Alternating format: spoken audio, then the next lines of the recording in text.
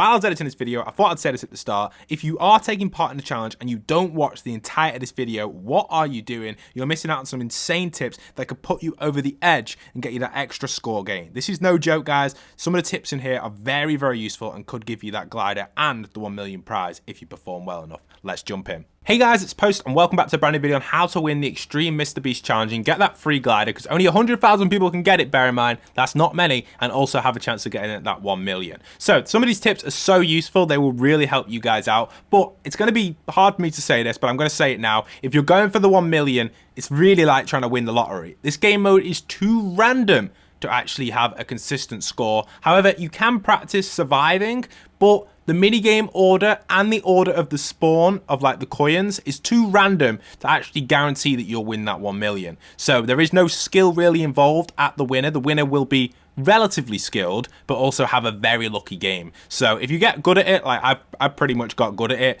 it's all just going to come down to wherever I get lucky with the coin spawns or not. And I'll explain that as we do go through. And the minigame order. The minigame order can really affect how much score you get and how many coins you get. And the minigames are random. So you see what I mean? This is too random to actually guarantee the 1 million. However, we can definitely guarantee you a glider by following some of these tips. And possibly the 1 million. So first off, you don't want to take damage at the start. I'm just demonstrating what not to do here. Don't take damage at the start. You want to try and stay at 1000 HP. That's the biggest tip I can give straight off the bat. The more HP you've got, you're going to need it for the overtime round at the end, which many of you may have not made it to yet, and I'll show you guys some gameplay of that as we do go through. So here you can see in the first phase, inside of, I'm going to call this like the hub, inside of the hub, like the hub bit, I'm just going to keep running around and get as many coins as possible. That's the main focus here. And if you take a little bit of damage, it's not really too much to worry about, because the stuff in this stage doesn't do that much damage. The damage does scale as you do go through. Now, minigame wise, this is a good one. This sequence that we're watching here is actually quite a good sequence, and I'll explain why. Getting the dropper first is quite good. You can start sprinting now as you're teleporting. You can see one guy got ahead of me, but I had the perfect spawn, and if you get the perfect spawn, you can get the dropper victory easily, just like that off the bat.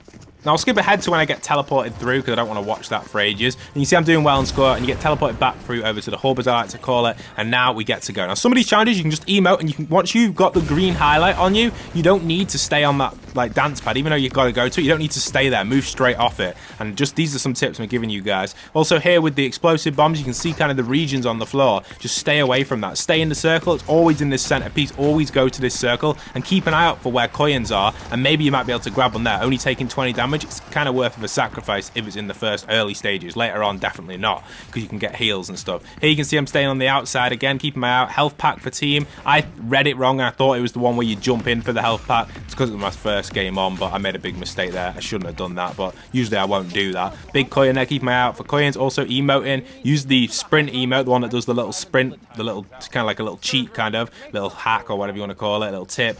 You can use that there to help you guys out when you emote and move. Now, this one's the hardest one. This is because of the glitches with mantling.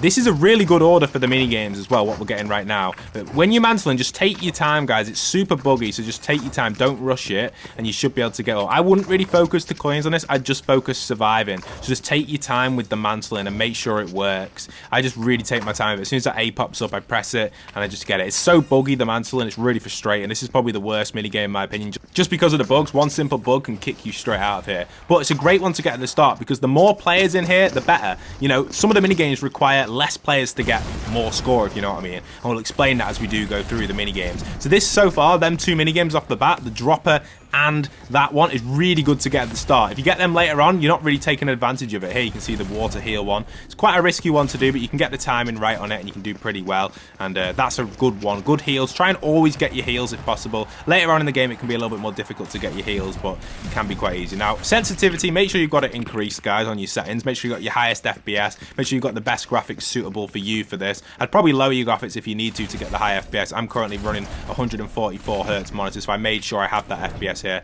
Made a big mistake there, but only took 830 damage. This isn't my best performing game. This is just one I used as an example because of the mini game order, and that can be really crucial. So again, using my emote on that. Little bit of a glitch though. Sometimes if you emote, it doesn't let you jump. You can see all you got to do is emote for a second. As soon as that pops up, MrBeast says emote, MrBeast says crouch. Just do it quick, and you don't need to do it. You don't need to keep doing it. Once you've done it, and the game registers it. So don't mess around around consistently doing it, and it can be a little bit buggy. Here you can see I'm focusing coins, just constantly moving around. These first few stages, as long as you don't take too much damage, I think I've personally taken too much damage here, but if you can kind of keep your health above 900 in these first stages, you'll be set to go. Now, another mini game coming up now. This is another great mini game to get in this order. This is like the perfect order for mini games. The reason I say that is because the less players, the better for some of the other mini games, like red light, green light. If you come first and there's only one player, you can spend your time collecting the coins. Same with the one where the tiles fall. If there's only 2 players in there, the tiles aren't going to fall. But if all players are in there, all the tiles are going to fall and you're not going to get the points. Anyway, let's get onto this mini game. So all I'm doing is just sprinting, collecting the coins. That's all I do here, just sprint at full speed. So let me explain something about this one.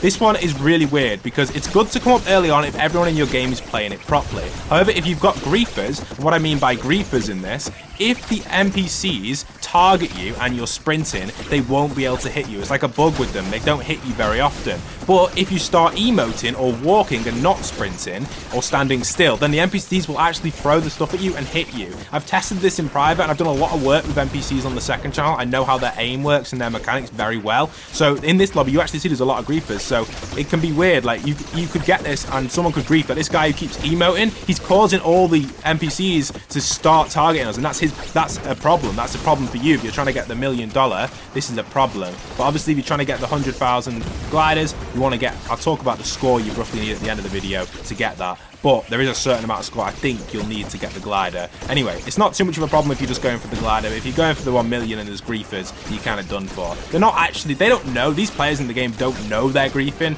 But in my head, I'm saying, oh no, why are these doing this? They're griefing because the NPCs are targeting me, making me get less coins. But you just don't stop sprinting. In this, you can see I don't stop sprinting. Just keep moving, keep looking and keep turning and looking for the coins. I did okay in it. I probably missed about 3 or 4. But if it comes up later on and you're the only player alive and that's the last mini game, you're pretty much set. Just sprint and get all of them. You're really good to go. Now, one thing I want to mention about these heals, if you can get to it a little bit late, if you get to it just after they've collected it, you'll be set to go. Now, with them heals as well, you can actually leave them until the end of the round. If you're playing with your friends or you're the last player alive and everyone else has died off, you can leave them and you can collect them just before the mini game starts. You don't have to run over there while trying to dodge stuff. That's a little tip for you guys. Here you can see on this round here, it's a very easy round. We're not in that difficult stuff yet. You can see I'm just rotating around the sides. It's just easier. Keeping an eye out for coin spawns. Most of the coins do spawn on the side, like the higher coins, like the 1,000 ones and the silver ones. Again, they are random. The spawns are random, which is why I'm trying to say the 1 million prize pool. That was so unlucky for me there, by the way.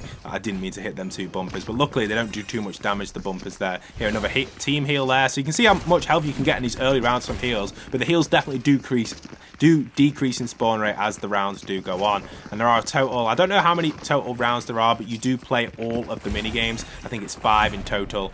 You've got all the different mini games. You do go through them all here, and then you get your overtime. So yeah, not too bad at all. You got your different, we'll keep going through the mini games anyway here and explaining what's going on. But like I was saying, the coin spawns can really affect who's going to win the 1 million. You know, the coin spawns are random from what I'm aware. I've noticed that anyway. Sometimes you'll just get random ones, which means that someone's game that's not as good as you could get more 1,000 coins like spawning, and they'll do better than you on score, even though they might not be as good as you or skilled. Now the maze, here's a little screenshot of the maze. Let's just pause it here. So I've made this for you guys to help you out depending on which order the maze mini game comes up and if you're not that good at it. So if the maze comes up first, you're most likely not going to come in top 3 if people have been practicing it. So what I would do is then I'd grab some of the coins in the 30 seconds and then go. But if the maze comes up later on, like in this game here, you can see a few players have already died off, which is going to happen in a sec when the gameplay continues. Then I can focus on getting to the exit. And I've learned all the routes. You can take a screenshot of this and learn the routes, and you're pretty much set to go. It's very easy once you learn it. So yeah, here you can see I've learned the route. I get a little head start over everyone.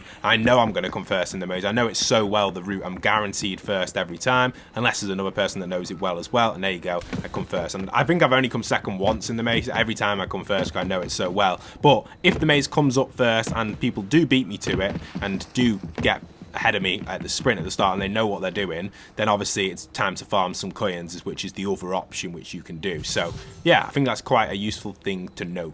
Oh, and as you can see, you can't mantle over the maze. That guy was trying to do that. Yeah, but here's the little map again. Take a little screenshot of it if you want to use it. Hopefully it does help you guys out so you can complete the maze a lot faster and get the coins. Now, the next one I want to talk about is going to be the next stage. So now it starts to get a little bit more difficult. Not that difficult though, because it's still in its pink stage in tier 1. Once this does hit tier 2 though, it starts getting quite difficult, and you notice a lot of players do get eliminated. And that's when the mini games after that, really you want the order that I get here, where you've got more time to do stuff, and you'll see what's going on. So here you see a dance one again, just quickly dance on it, get out of here, and just repeat this. I'm focusing coins, I see a silver one over there, I'm going to run for that. And you can actually, if you look at the side of your screen, you can see a little orange thing pop up when a coin does spawn. It's just quite hard to kind of keep focus on everything going on at once. And to be honest, this isn't even my best performing game. I've performed a lot better in these survivals. 700 health right now, I'd say is bad. You don't want 700 health here. You want more than that. But my coin collection's been okay. I've done okay. I'm not happy with the performance in this game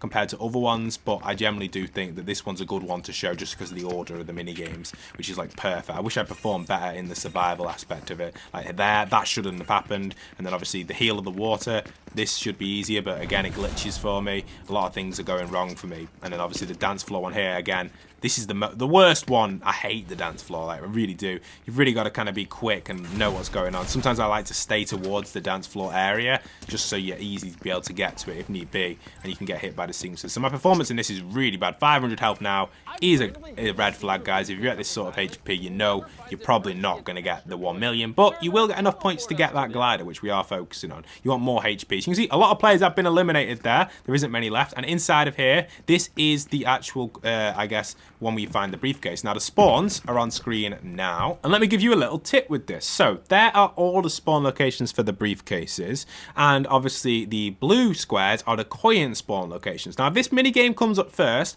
go for the briefcase, try and be in the first 3 to find it, and then farm coins because you've got extra time. Farm coins, the best 3 to get will be the one on the boat, the one in the lighthouse, and the one on the purple section. They're like the easiest 3 to get. They're the closest 3, and you can get them coins. Now, obviously, in this situation that I'm in now, there's only 3 players left. So if we all claim the briefcase, I didn't realize there was only 3 players left when I was playing this, by the way, but there are. So obviously I claim it, and what's it going to do? The game recognizes there's no more players available to claim it, and it ends the game. However, if I didn't claim it, I probably would have had more time to farm some coins and then go free. So I could have got like 2 or 3 coins there, probably 2. 3 might have been pushing it on time, might have not got to the briefcase, but I probably could have got 2 coins there and managed to actually get out of there and get some extra kind of health in there, which would have really been handy there. So I'm trying to really emphasize that, guys. If it is the first mini game or the second or third one, there'll be a lot of players in there, so go for the briefcase and get out and get them farm coins. But if it's not the first mini game and a later one, then you've really got to kind of justify how many people in the game are you going to try and get it first or not. And obviously you want to farm. In that situation, I was third to get to it, so I should have not collected it, farm a few coins, and then gone and collected it. That's how I would have optimized my coin production or my coin bonuses. And that's all that you need to do to get that 1 million. You need to optimize everything, and I'll explain some more really cool optimizing techniques as we do get through onto some of the other mini games, which we're going to go on to in a second, which will be the final 2. So I'm doing quite a good job here and obviously we're on tier 2 now on these moving modulator things, which are kind of annoying and can be really frustrating. This is quite difficult, but this one's all right because you don't get too much going on. This round I'd say is okay, and I'm actually the last player alive here now. I know I'm the last player. I can see no one else on here, so I'm thinking to myself, we're doing all right, and we can use this to our advantage because now these mini games, I know I've only got red light, green light left, and the other one, which is going to be the fallen tiles, I know I can use this to my advantage. So here, we've got fallen tiles. Now check this out, really good tip on this one. If you're the only player on here, you're not going to lose all the tiles, but you want to get down to the bottom layer as quickly as possible.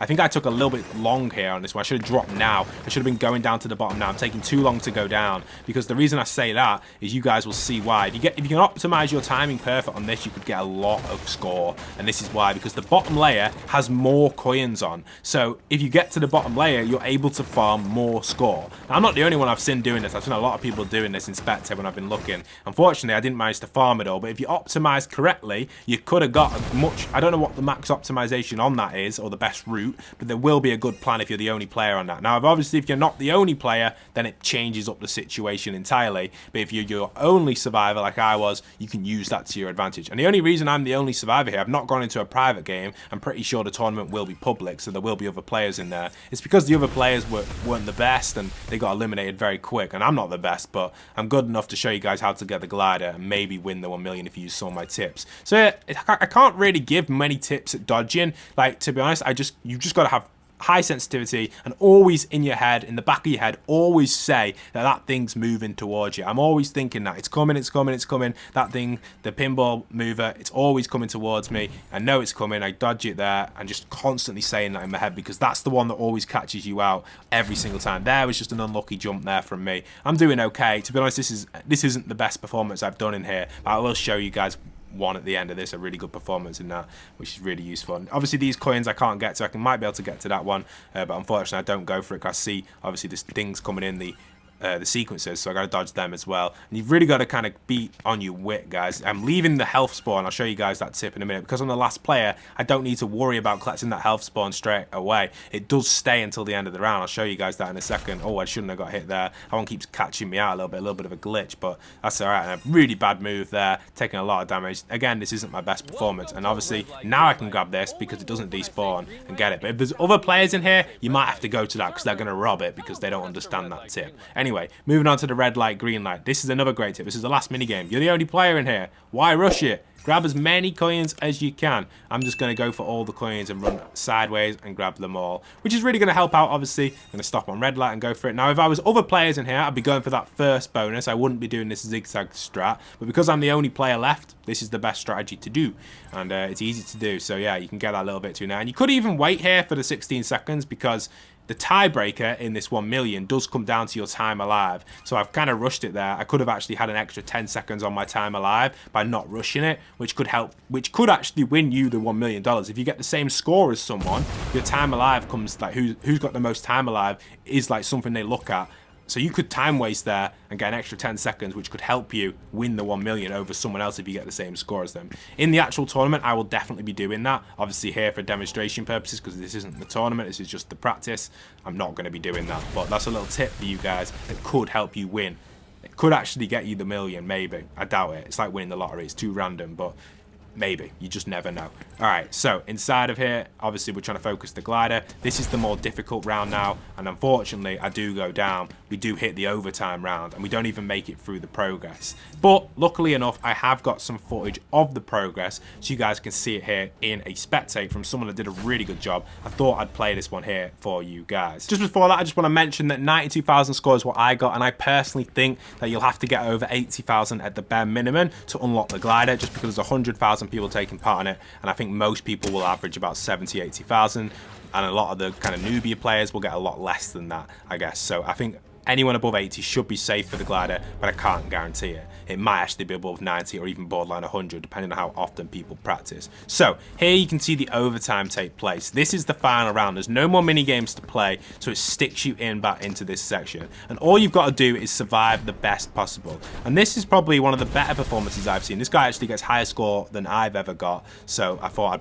play this for you guys and show you guys what he's doing. So all he's doing is really just running around and dodging stuff, trying to find the best route for himself. You can see he's doing that here. He's staying on one side of the actual mover just because it's easier to track if you just stay on one side. And you see he's just moving backwards and forwards here, taking advantage of it, but it gets really hard. Over time now, in the overtime, you can see he's taking damage. Look, he's taking damage constantly. He's taking damage, taking damage, taking damage, taking damage. And this is what happens in the overtime. This is why you need as much health as possible, because it starts dealing 10 damage every single tick. But if you can get a lot of health, like 1,000 health before you get here, you should be set to go. There, he was kind of done for. He couldn't really do much about that, his jump. But look at his score. His score's doing so well. He's on 111,000 so far. I didn't do very well in this one. This was like one of my early games. But you can see what he's doing. He's jumping, keeping track of it. He's got another one, a big laner jumping. They only happen in the overtime, them ones. So yeah, he's just constantly keeping track of what's going on. Look at him move. He's constantly keeping track, jumping over that. He's got another laner coming in. Obviously, he's taking 10 damage now, and he knows that the best thing he can do here, get this and maybe get one more coin. Unfortunately, he doesn't get the coin. But you can see that's how you do the overtime, and that's what happens in the overtime. You use as much health as possible to survive. He survived for 17 minutes in total, which was crazy. I think if your borderline is 17, 18 minutes, you've got a chance at winning the tournament. And in my personal opinion, to win the 1 million, the score you're going to need, I think, is above 130,000. Good luck, have fun, I'll see you guys out there.